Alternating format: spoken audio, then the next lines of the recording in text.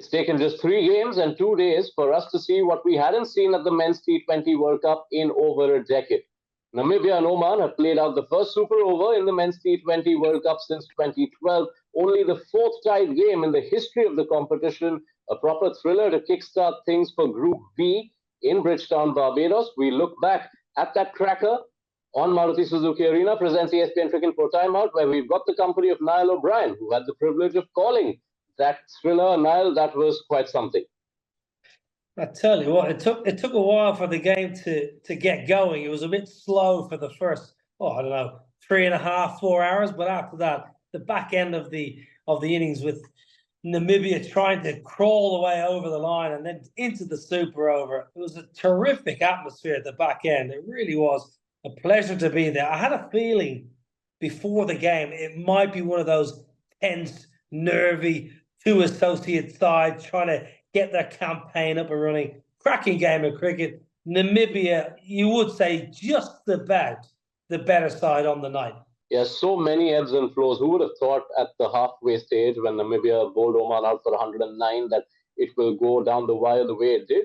But the man who stamped himself pretty much all through the 42 overs of the game was David Wiese, a man who's propelled Namibia's fire in recent years, but ice in his vein. Is there anything Wiese can't do? Yeah, brilliant, wasn't he? Absolutely top class. He has been for the last 4 or 5 years, wherever he's gone in the world, whether it be franchise cricket or since he's been playing for Namibia, he never seems to fail. It's a remarkable asset to have in your side, and head out to Rasmus to have Wiese, because it gives you that much confidence, whether with the ball or with the bat. We wondered who might bowl the power play over.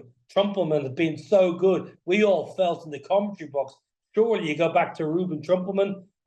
Erasmus said, no, Wiese's hot. He's just had a good knock and put one over the ropes.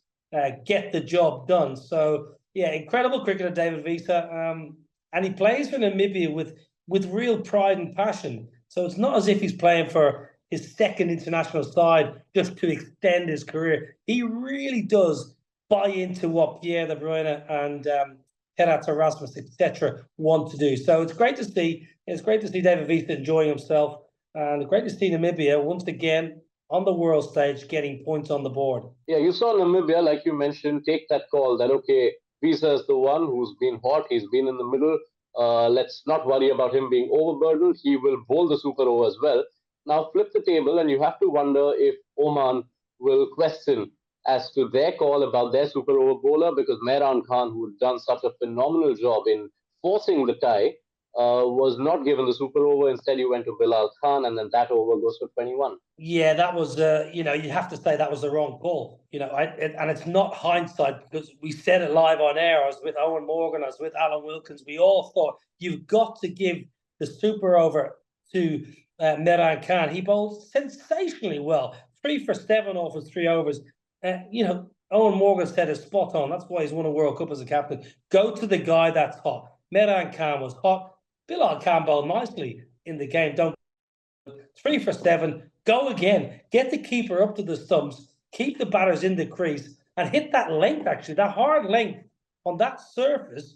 There was inconsistent bounce. So if you're Mehran Khan and bowling maybe a couple of cross-seamers or a couple of slower ball or cutters, and the ball just bouncing a little bit more, that was the way to go. Oman got it wrong. Namibia got it right.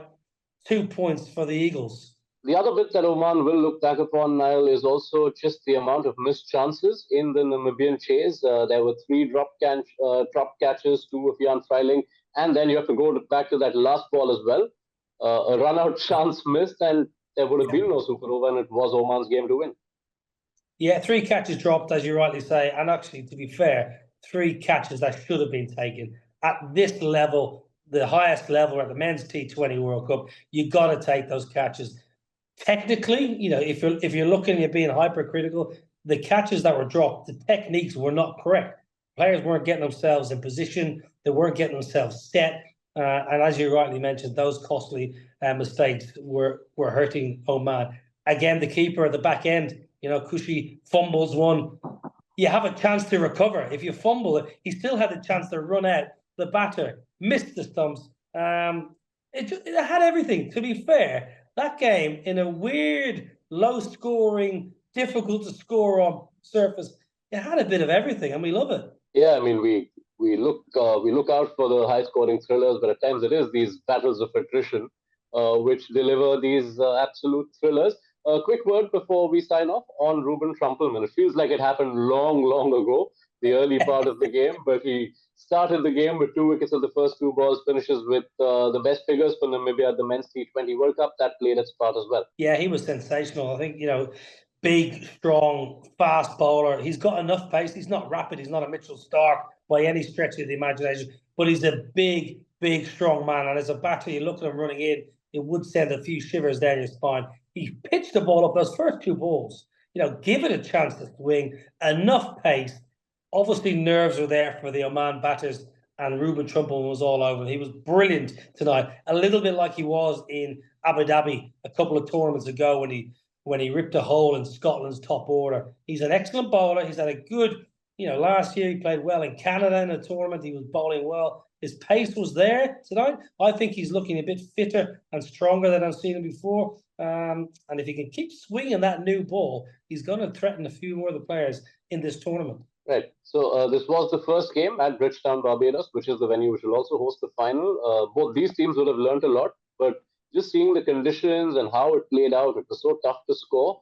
What are the lessons to take for all the other teams who will take field here? Yeah, it was certainly surprising. The pitch, it was difficult to score on. There was quite a few cracks, actually. There's been no cricket played on that venue for quite a long time. I think 5 or 6 months. They've relayed the square.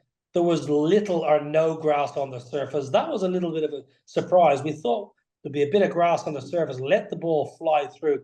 There was inconsistent bounce. I think if you're watching Scotland players especially, and you're coming up against England in a day or two's time on that very ground, potentially the same surface, Jofra Archer, Mark Wood, Reece Topley, that'll be tricky. So as a batting unit, you've got to really get to grips with the surface quickly. Maybe you've got to be overly aggressive against spin bowling, but certainly if you hit those cracks, and we have had quite inclement weather here in Barbados, we've had a lot of rain, so obviously the ground staff have had the pitch covered. It's going to be difficult. I hope we get a bit more grass on the surface and a bit of an easier batting pitch. Otherwise, it could be difficult going for the batters here in Bridgetown. Yeah, so Bridgetown gives us a classic to kick things off for the 2024 Men's T20 World Cup. If the last game at this venue is anything like it, we will have had ourselves one of the greatest tournaments of all time. Thank you so much, Niall O'Brien, for covering Namibia versus Oman for us. Stay tuned to our coverage on Maruti Suzuki Arena, presents ESPNcricinfo Time. Introducing the epic new Swift. Time to go swifting.